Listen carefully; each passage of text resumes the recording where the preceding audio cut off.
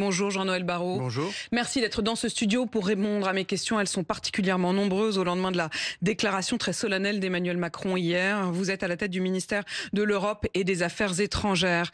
Est-ce que vous diriez que quelque part on est en guerre ? Je dirais que nous vivons un moment historique et que nous vivons un moment grave.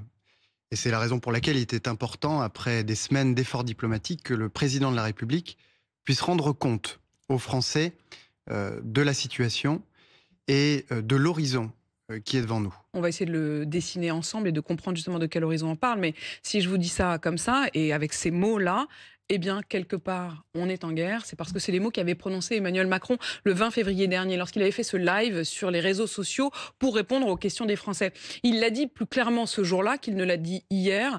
Mais est-ce qu'il faudrait avoir la franchise qu'il a eue sur les réseaux sociaux, qu'il a peut-être eu un peu moins dans cette expression hier, où il a prononcé ce mot ? Eh bien, quelque part, on est en guerre. Ce qu'il a dit hier, le président de la République, c'est que la ligne de front ne cesse de se rapprocher de nous, que la menace est devenue existentielle. Pourquoi ?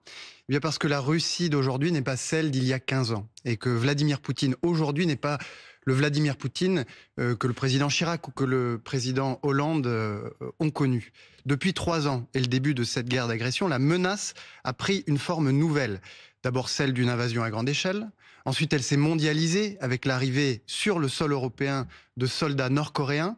Et puis, elle a pris des formes nouvelles, y compris des campagnes de désinformation qui ont perturbé des élections dans l'Union européenne, des campagnes cyber, des actes de sabotage avec des colis piégés en Allemagne et l'assassinat d'opposants politiques à l'étranger. Et donc cette agressivité redoublée de Vladimir Poutine ne connaît pas les frontières et se rapproche sans cesse de nous. Si nous restons aveugles à cette transformation de la menace, nous serons, oui, un jour ou l'autre, entraînés vers la guerre. Vers une guerre mondiale. Le mot de mondialisation de cette guerre a été prononcé. Vous le disiez d'abord par l'implication de ces soldats, y compris nord-coréens, aux côtés des troupes russes. Aujourd'hui, sur quelle alliance pouvons-nous nous reposer ? Il y a la réponse européenne, il y a la réponse américaine, il y a la question de l'OTAN. D'abord l'Europe, puisque c'est là que ça va se jouer cet après-midi, avec cette réunion des chefs d'État. Est-ce qu'ils sont tous d'accord ? Vous avez posé la question sur qui pouvons-nous nous reposer ? Eh bien, nous pouvons nous reposer que sur nous-mêmes. Et c'est le moment, après des décennies d'insouciance pendant lesquelles nous, les Européens, avons vécu, je dirais, sous la protection américaine, eh bien, de reprendre notre destin en main et en particulier, et c'est le plus fondamental, notre sécurité et notre défense. C'est tout l'enjeu de la réunion de cet après-midi. On a été très naïfs. En tout cas, on a considéré, on a trouvé ça confortable, et vous voyez bien que cependant que nous vivions sous la protection américaine, la menace se rapprochait de nous. Et nous nous trouvons aujourd'hui à la croisée des chemins. Alors évidemment, c'est un peu différent pour la France, on en reparlera sans doute. D'abord parce que la dissuasion nucléaire. Oui, la dissuasion nucléaire, et puis parce que depuis 8 ans, nous avons relevé considérablement nos moyens militaires, et donc nous avons pris de l'avance sur un certain nombre de partenaires européens, mais clairement, il faut changer d'échelle. Je rappelle, simplement, pour ceux qui s'intéressent aux chiffres, que depuis les années 50, nous avons fait diminuer par 3, nous avons divisé par 3 la part de nos défenses militaires dans la richesse nationale. Nous étions aux alentours de 6 à 7%, et là, grâce aux efforts consentis depuis 8 ans, nous sommes remontés à 2%. Mais ça n'est pas suffisant, et c'est pourquoi, avec l'effort européen qui sera décidé aujourd'hui à Bruxelles, nous allons pouvoir nous donner les moyens de notre indépendance. Cet effort européen, comme vous dites, en vrai, il n'a d'européen que le nom, c'est-à-dire que ce sera quand même des efforts, surtout individuels de chacun des États. C'est pas l'Europe qui va nous donner de l'argent pour acheter les missiles. C'est la France qui va investir, et simplement l'Europe sera un peu moins regardante sur la rigueur budgétaire habituelle. C'est un peu réducteur parce qu'en effet, ce que nous allons obtenir aujourd'hui, c'est que l'Europe nous permette effectivement de faire des dépenses militaires sans que ce soit décompté dans les critères comptables européens.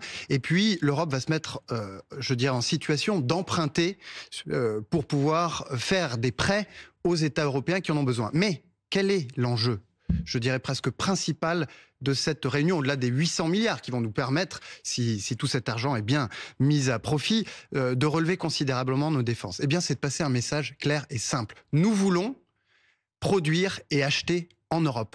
Nous ne supportons plus d'être dépendants pour nos approvisionnements militaires et pour notre armement, de dépendre des États-Unis, de la Corée du Sud ou d'autres pays du monde. Parce que nous ne voulons pas que nos choix en matière de politique et de politique internationale soient conditionnés par une dépendance excessive, par un asservissement à d'autres pays du monde. Quand vous dites nous, nous ne supportons plus d'être dans cet asservissement.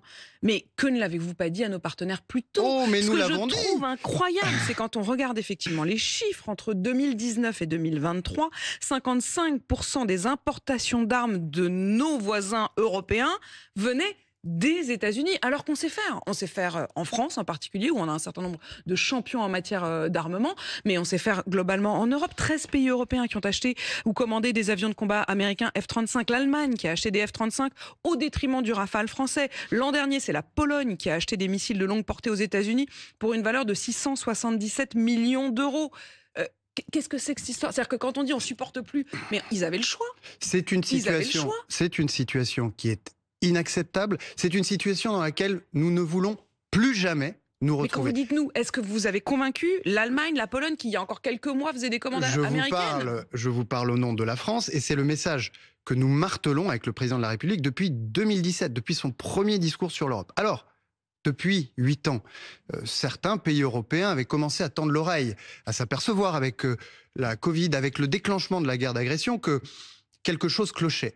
Mais aujourd'hui, tout le monde se rallie à cette idée. Et maintenant, il faut passer aux actes, parce qu'il n'est inacceptable que l'argent des contribuables européens, que l'argent des budgets européens viennent financer de l'industrie d'armement ailleurs qu'en Europe. Nous avons besoin de produire et d'acheter en Europe. C'est la condition nécessaire de notre indépendance. Et puis c'est aussi une manière de relancer notre économie, notre industrie et l'emploi en France et en Europe. Est-elle prête à livrer, à produire avec une suffisante rapidité si en effet une préférence européenne était actée, ce que vous avez l'air de dire cet après-midi?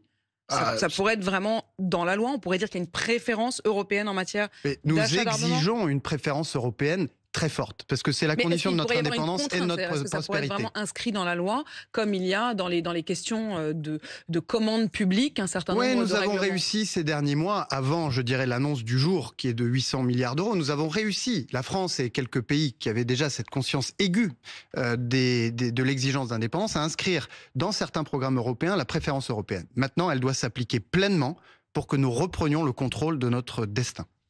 La question, c'est aussi de savoir si nous sommes prêts à le faire. Un grand nombre d'experts estiment que si les budgets de défense augmentent et sont immédiatement tournés vers une commande européenne, l'Europe n'a pas encore suffisamment de moyens, parce qu'un certain nombre d'usines de production ne sont pas en train de tourner à plein régime, de répondre à cette commande. Est-ce qu'on peut se mettre en ordre de bataille? C'est le cas de le dire.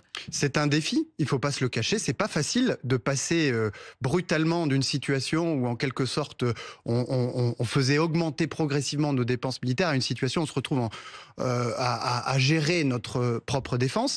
Le ministre des Armées a déjà incité très fortement les industriels français à se mettre en ordre de marche, et le président de la République l'a dit hier, il réunira dans quelques jours tous les industriels de la défense pour qu'ils se mettent en situation non seulement de répondre aux commandes françaises, mais aussi aux commandes européennes qui vont augmenter très fortement dans les mois qui viennent.